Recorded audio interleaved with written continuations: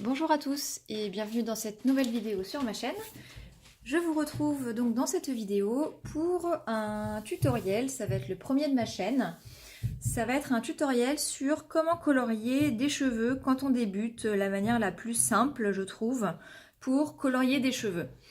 En fait j'ai eu l'idée de faire ce tutoriel parce que j'ai posté il y a quelques jours la photo d'un coloriage que j'ai réalisé dans le Daydreams.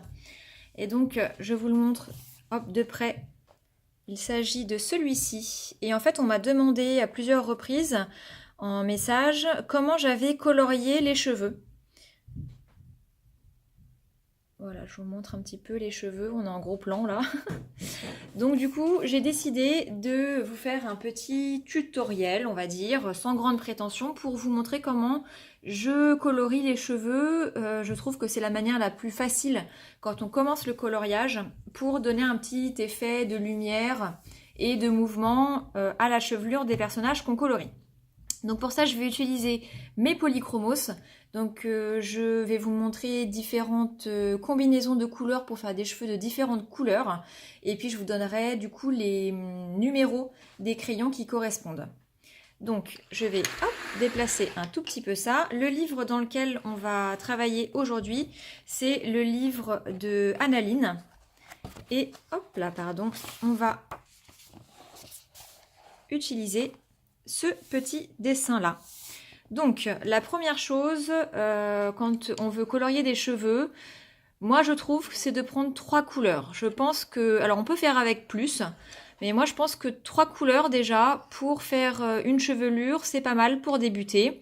Donc 3 couleurs qui se dégradent bien ensemble dans les mêmes teintes. Après on peut faire des chevelures multicolores, on va dire, des mèches multicolores.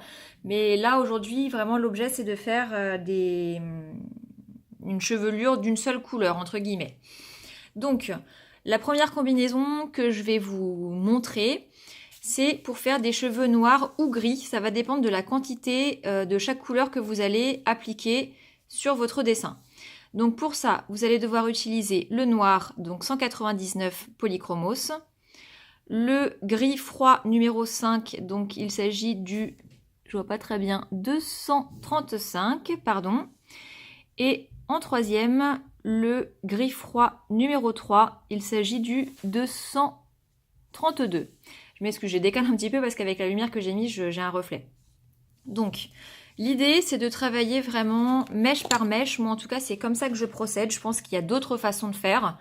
Mais voilà, moi c'est comme ça que j'ai commencé à faire et je trouve que ça rend bien.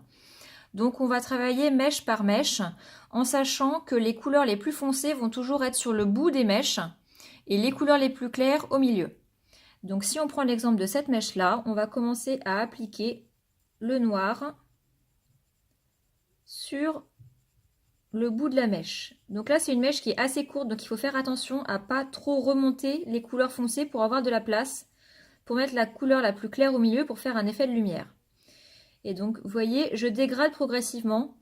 C'est vraiment la clé en fait pour réussir cet effet. C'est vraiment de dégrader progressivement pour que les couleurs viennent se fondre après ensemble.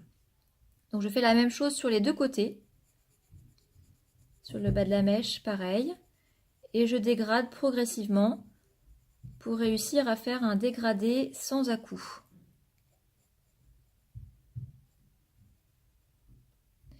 Une fois que j'ai posé le noir, je vais venir prendre donc la couleur intermédiaire, qui est celle-ci, et je vais venir par-dessus le dégradé noir que j'ai fait. Il n'y a pas besoin d'appuyer très fort, hein. Je viens combler là un petit peu le noir et je remonte doucement, toujours sans appuyer pour pouvoir bien dégrader ma couleur. Je fais la même chose de l'autre côté, en dégradant doucement.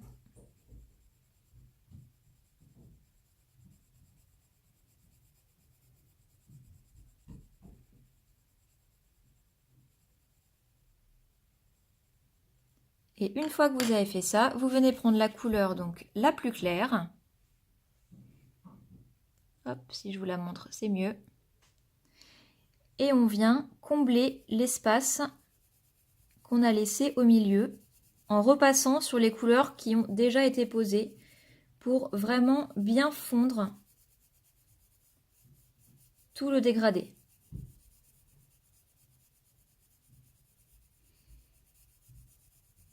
Donc voilà une mèche de cheveux. Alors, plus vous allez laisser de foncé là sur les extrémités, moins vous allez avoir de place pour les points de lumière. Donc toute la chevelure, en fait, quand vous aurez fini de la colorier, sera plus foncée. Là, si je colorie toutes les mèches comme ça va plutôt me faire des cheveux gris. Si je veux avoir des cheveux noirs, il faut que je remonte plus le noir des bords et que je fasse un espace de lumière beaucoup plus petit. Donc ça dépend vraiment de l'effet que vous voulez donner. Cette technique-là, elle fonctionne avec absolument toutes les couleurs. Donc j'ai pris différents types, différentes gammes de couleurs pour vous montrer ce que ça peut donner. Donc pour faire des cheveux plutôt bruns, j'ai pris donc le numéro 280 en couleur foncée. En couleur de transition, le 285. Et en couleur la plus claire, le 187. Donc on va prendre une autre mèche de cheveux, c'est le même principe. Donc on va prendre celle-ci. Donc je vais remonter un petit peu plus la couleur foncée pour que vous puissiez voir.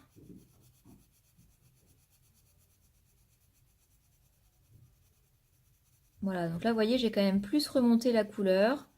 J'essaye de bien fondre le dégradé.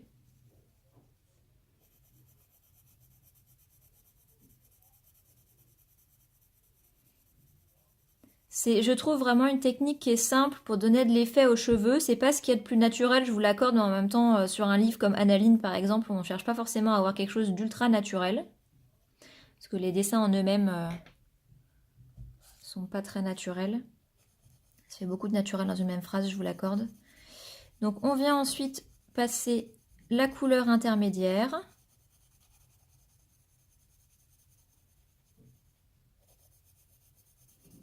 Et là, vous voyez l'espace de lumière que je laisse au milieu de la mèche est plus petit que celui que j'avais laissé tout à l'heure sur la mèche grise.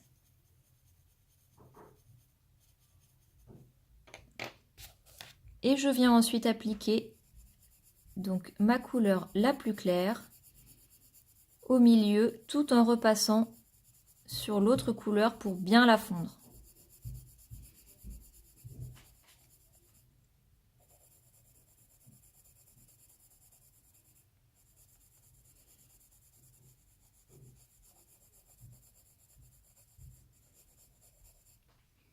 Donc si vous trouvez qu'il y a une démarcation trop importante, comme moi je trouve ici qu'on voit trop la démarcation, vous pouvez tout à fait repasser, mais vraiment sans appuyer, très très très légèrement, au niveau de la démarcation, pour essayer de fondre un petit peu plus les couleurs entre elles.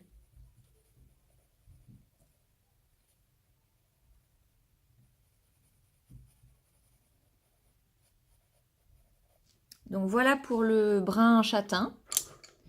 Ensuite, j'ai pris, pour faire du rouge roux, 3 autres couleurs. Donc il s'agit de la couleur 192, en intermédiaire la 118 et en clair la 113. Alors je vous donne toutes les couleurs parce que moi c'est quelque chose qui m'a le plus manqué en fait quand j'ai commencé à vouloir colorier des cheveux. J'avais du mal à trouver des couleurs qui allaient bien entre elles. Parce qu'il faut quand même faire attention entre les couleurs chaudes et les couleurs froides, dans les bleus par exemple, dans les gris, ou même dans tout ce qui est rose et violet. Il faut pas prendre des couleurs qui se marient pas bien, c'est-à-dire prendre une couleur foncée qui tire plus vers le violet et une couleur claire qui tire plus vers le rose, ça va faire bizarre sinon. Il faut vraiment essayer de rester dans des couleurs qui se marient bien ensemble et qui ont les mêmes tonalités. Donc là, je viens poser ma couleur intermédiaire.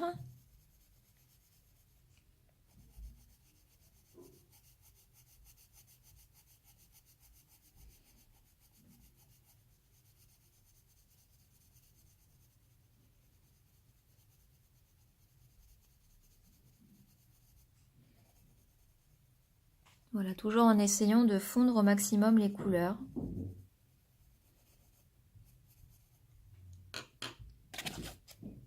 Et ensuite la couleur la plus claire au milieu en repassant sur le reste. C'est toujours le même principe, quelles que soient les couleurs que vous utilisez.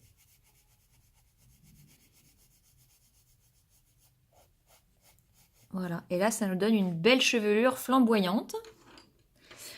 On peut s'en faire un petit dernier si vous voulez. J'ai pris donc du rose.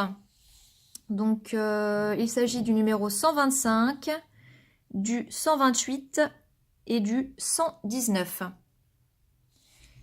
Alors, autre chose qui est très important que je n'ai pas encore dit. Quand vous faites comme ça des cheveux coloriés mèche à mèche, ce qui est important, c'est d'être cohérent dans la zone où vous mettez la lumière. Là, on voit que les deux zones sont sensiblement au même niveau. Si vous mettez une zone de lumière là sur le haut et ici une zone de lumière sur le bas, il n'y aura plus aucune cohérence et pour le coup, ça ne fera vraiment pas naturel. Il faut essayer de penser où tape la lumière sur les cheveux quand vous les coloriez. Si cette petite sirène là, on part du principe qu'elle a une lumière qui vient de face, c'est la partie bombée du cheveu qui va recevoir le plus de lumière. La partie qui est ici, c'est la partie qui va sous d'autres cheveux, donc qui va être masquée par d'autres cheveux. Et donc forcément, elle capte moins la lumière que la partie qui est sur le bombé. Donc par exemple, si on prend les cheveux qui sont ici, on va pouvoir, si on veut faire deux mèches, alors moi en général je les fais toujours une par une, hein, mais on peut les faire par plusieurs quand elles ont le même tracé, on va dire. Donc on commence par poser la couleur la plus foncée. Donc là je descends, je récupère ma mèche ici et je remonte ma couleur.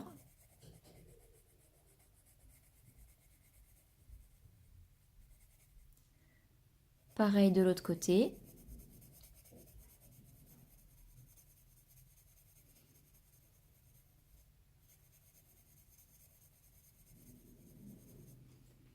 Je viens poser ma couleur intermédiaire.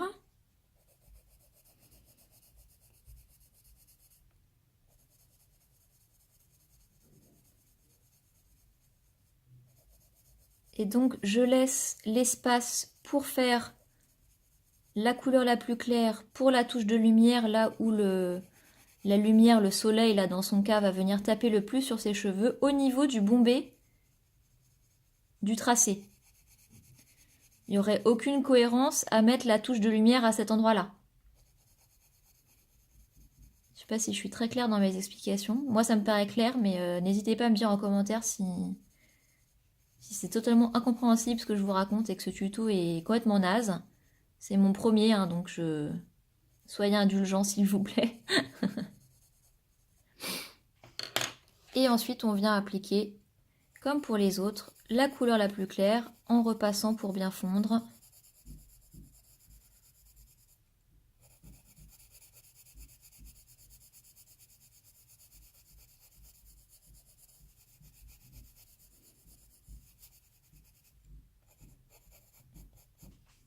Voilà, et donc sur toutes vos mèches, la zone de lumière va être cohérente. Là, si je fais les mèches suivantes, je laisse la zone de lumière ici. Sur la mèche qui est là, pareil, je vais laisser la zone sur le bombé. Quand il y a des mèches comme ça qui ont plusieurs angles, on va dire, réfléchissez toujours à vous dire où est-ce que les cheveux ressortent le plus, où est-ce que la lumière va taper le plus. Dans la mèche qui est là, on va le faire ensemble, ce sera peut-être mieux, ce sera plus clair que si je vous raconte un tas de trucs. On va le faire en bleu. Donc ici, on est d'accord, c'est la partie de la mèche qui va être le plus dans l'ombre. Donc j'applique ma couleur foncée. Je dégrade. Là, on va avoir la couleur intermédiaire et là, on a le bombé. Donc la couleur la plus claire. Ici, à nouveau, couleur intermédiaire et la mèche redescend jusque là. Donc ici en bas, je vais remettre du foncé.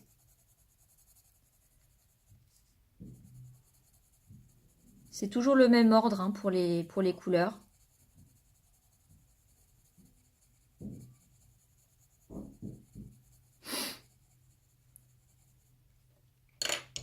Ma couleur intermédiaire.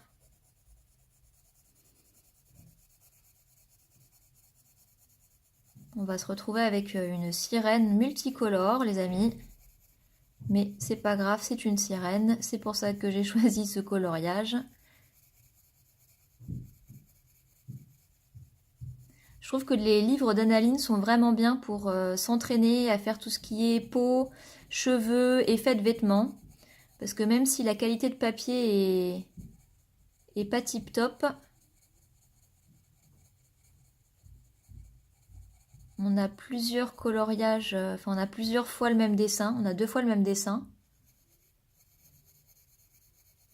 Et puis c'est des livres qui ne coûtent pas trop cher, donc on peut se permettre de faire ça dedans quoi.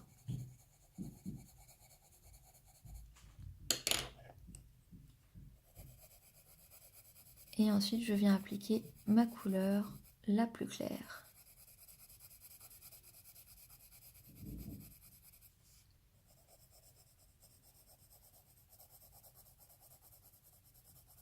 Donc voilà, et donc cette technique, vous pouvez la décliner sur tous les types de cheveux, avec toutes les couleurs.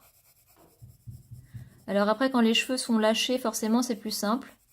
Quand les cheveux sont attachés, il faut vraiment faire attention au mouvement du cheveu en fait, au mouvement qui est donné par la coiffure. On va essayer de trouver un petit exemple dans ce livre.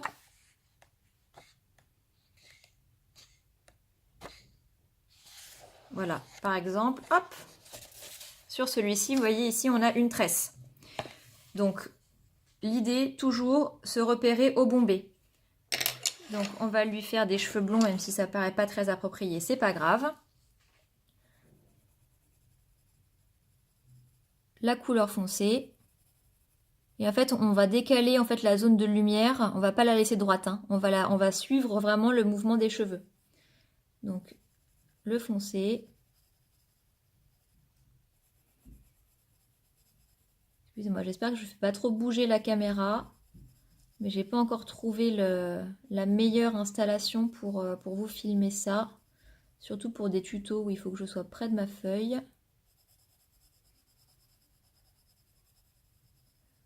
Là, vous voyez par exemple pour cette mèche-ci, la mèche est plus grosse, donc je vais laisser une zone de lumière un petit peu plus importante.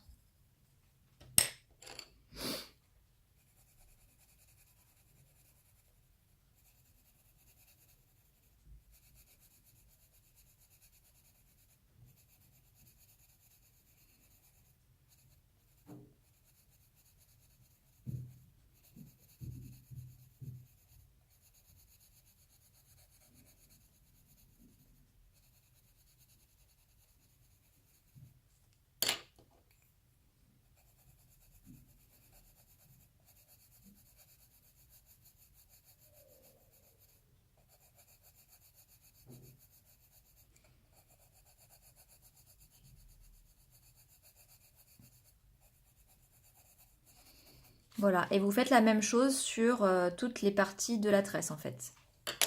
Voilà, donc voilà pour ce tutoriel. J'espère que ça vous a plu, j'espère que ça pourra en aider certains ou certaines qui ont un petit peu du mal à faire les cheveux. Moi je trouve honnêtement que c'est la technique la plus simple, c'est pas la seule qui existe évidemment, mais je trouve que c'est la plus facile quand on débute. Donc n'hésitez pas à me dire si ça vous a plu et si vous voulez que je fasse d'autres vidéos de ce genre.